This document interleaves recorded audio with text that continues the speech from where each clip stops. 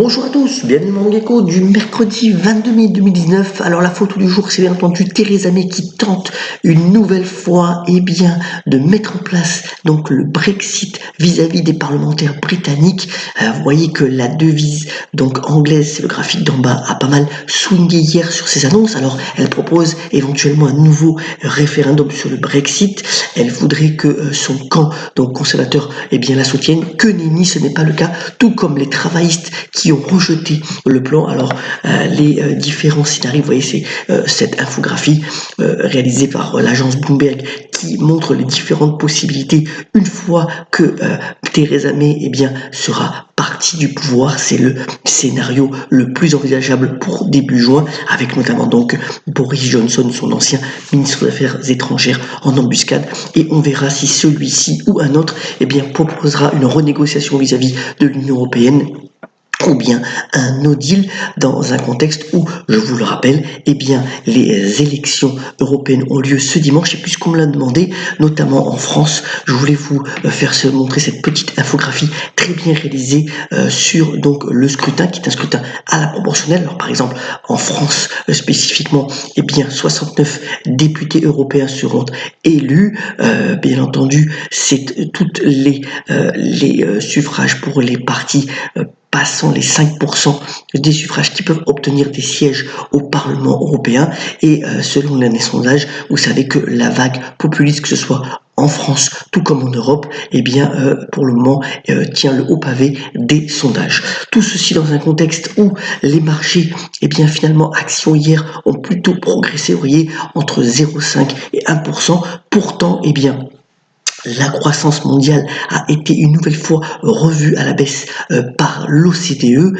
C'est la troisième fois en quelques mois. Le principal facteur, c'est bien entendu les tensions sino-américaines, même si hier l'administration Trump a voulu un petit peu baisser la pression et que la Chine est ouverte à de nouvelles négociations. Mais c'est véritablement le volume des échanges mondiaux qui préoccupe donc Angel Gurría, le secrétaire général de l'OCDE, qui dit par ailleurs, c'est pour ça que j'ai mis cette photo là aussi, que la politique monétaire soutenue donc à la fois par Mario Draghi en Europe et Jerome Powell donc pour le côté américain a fait son travail. D'ailleurs Draghi parlera aujourd'hui à Francfort, et nous aurons aussi les minutes de la Banque centrale américaine sur la dernier comité ce soir. Donc voilà, c'est véritablement les échanges qui doivent être lancés pour l'OCDE, mais aussi des dépenses d'investissement d'infrastructures et en numérique qui doivent être aussi relancées par les gouvernements, en faisant certainement des partenariats privés-publics qui peuvent être intéressants donc pour les différents pays. Donc voilà, à suivre aussi ces perspectives-là. Une très bonne étude dans les Échos ce matin, donc je voulais vous relayer, c'est sur donc les voitures électriques. Or, dans le monde entier, il s'est vendu 2 millions de voitures électriques l'année dernière. C'est pas encore beaucoup, même si vous voyez que le graphique est en forte hausse. Et c'est surtout de mettre en perspective quels sont les métaux qui vont profiter de ce futur engouement, puisqu'il va être soutenu par les différents gouvernements. Alors vous voyez que c'est le nickel, mais aussi le lithium qui seront les plus favorisés. Et véritablement, il y a une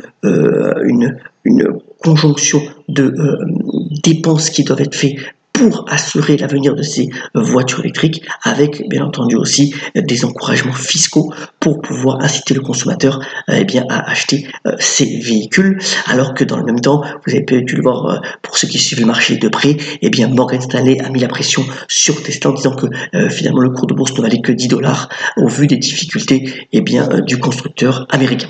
Venons-en au bref. Alors d'abord, une excellente interview de Isabelle Rocher dans les Échos. C'est la patronne opérationnelle de Engie. Engie a de fortes ambitions.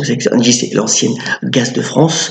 Vous voyez que le cours de bourse finalement sur plusieurs années est resté plutôt en berne, même si le rendement sur dividende est à plus de 5%. Alors Engie a l'ambition donc de devenir numéro 2 dans l'éolien offshore, en faisant d'ailleurs un partenariat avec Electricidade de Portugal, donc EDP sur ce créneau. Engie, c'est quand même 25 millions de clients. Vous savez que l'État en a 23%, l'État français en a 23% du capital. Réfléchit bien entendu à une vente partielle de cette participation via différents scénarios. Donc voilà, Engie, c'est plutôt une valeur de fonds de portefeuille qui a des ambitions, qui a 25 millions de clients et une orientation aussi vers le B2B assez marquée pour les prochaines années. Donc c'est une bonne valeur de fonds de portefeuille de père de famille, comme on dit.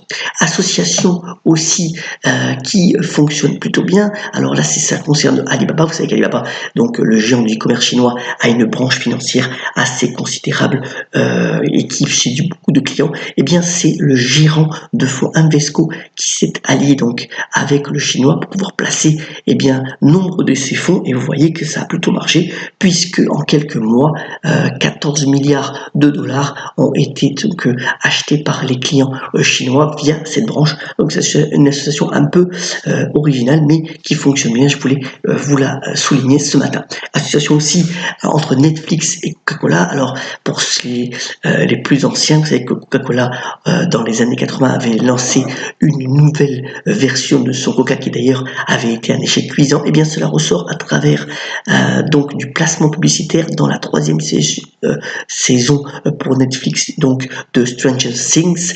Voilà, il y a du placement sur ce Coca. Alors ce nouveau Coca, la nouvelle recette, ne sera pas distribué en magasin, il sera juste disponible éventuellement en commande via le site Coke Store, donc un des sites de Coca-Cola. Mais voilà, c'est un bon retour vers le passé et aussi donc du buzz autour de Coca-Cola pour pouvoir encore inciter la croissance de ce groupe qui fonctionne plutôt bien. Vous voyez que le cours de bourse a plutôt bien fonctionné ces derniers temps. Aussi dans le secteur de la distribution, alors hier soir on a eu les résultats de Urban Outfitters qui ont été plutôt mitigés. On a eu aussi les résultats dans la journée de 3 grands distributeurs américains, donc Kohl's, Nordstrom et JCPenney, qui ont été plutôt décevant, mais là où c'est intéressant, c'est que Urban Outfitters se met sur donc véritablement la location de vêtements via donc un forfait. Alors c'est d'abord testé aux États-Unis, donc de 88 $ par mois. Donc la consommatrice pourra louer 6 vêtements donc à son choix, présents donc dans les magasins Urban Outfitters. Voilà un nouveau segment pour pouvoir relancer le chiffre d'affaires pour ces groupes donc de distribution de mode qui sont quand même dans une situation un petit peu délicate, comme d'ailleurs de le montre ce graphique sur donc la tendance du cours de bourse de cette action depuis plusieurs mois. Puisque c'est mercredi, bon, on est en plein festival du film, 2 sorties qu'on peut souligner, bien entendu une suite d'Un homme et une femme avec les plus belles années d'une vie, c'est toujours bien entendu Claude Lelouch qui est à la manœuvre et le film sera présenté hors compétition. Les protagonistes restent Anouk Aimée et Jean-Luc Trintignant, voilà, plusieurs années après, puisque c'est 50 ans après le retrouvaille d'un couple mythique du cinéma, avec une musique d'ailleurs réalisée par Calogero. Et puis, ce n'est pas la version comique de Kev Adams, mais c'est donc une super production réalisée par Disney, donc Aladdin, avec notamment Will Smith qui sort donc ce mercredi sur les écrans français, ce week-end aux États-Unis. C'est un week-end du Memorial Day, donc avec 4 jours. On attend des entrées assez significatives donc pour cette nouvelle opus des studios Disney. Terminons ce Morning Echo en rendant hommage à Charles Aznavour qui aurait fêté son anniversaire et qui a dit cette phrase pleine de subtilité et qui peut laisser à réfléchir. Si j'avais été blond, aux yeux bleus grands et élégants avec une voix pure, je n'aurais pas fait la même carrière. Ayons la pêche, soyons solidaires et à très bientôt sur le Morning Echo.